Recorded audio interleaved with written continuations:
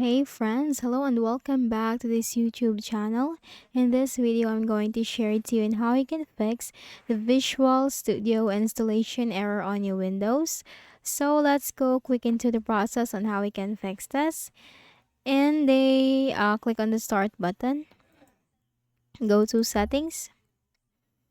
In the list of options on the left pane, you have to simply click on Windows Update and simply click this button right here. So this will download and install the latest updates for your Windows. And we also need to make sure that we are running the latest version of our Windows. Now once your Windows is updated, then you just need to simply close out of here. Try installing the Visual Studio again, and for the installation process or checking for updates, open Services, then scroll down to the W section. Look for the Windows Update Service. This one, make a right click, select Properties. Startup type, make sure that this automatic service status, you should make sure that this is running. In order for or in the Windows Update, checking for updates, there will be no error. So make sure the Windows Update service is running. Then if you are using any third-party antivirus softwares like any of the Avast, McAfee, or Malwarebytes, then we need to temporarily disable that because that might block or interrupt the process. So click on the Show Hidden Icons in the taskbar. And here you can find that I'm using Malwarebytes. So in your case, you might be using any of the third-party antivirus softwares.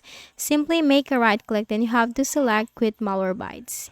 And after that, and try to install the Visual Studio again. And then we can also run the System File Checker Scan or the SFC Scan. So in the Windows search bar, type in here CMD. Click on Run as Administrator on the right pane. Now here you need to type this command as SFC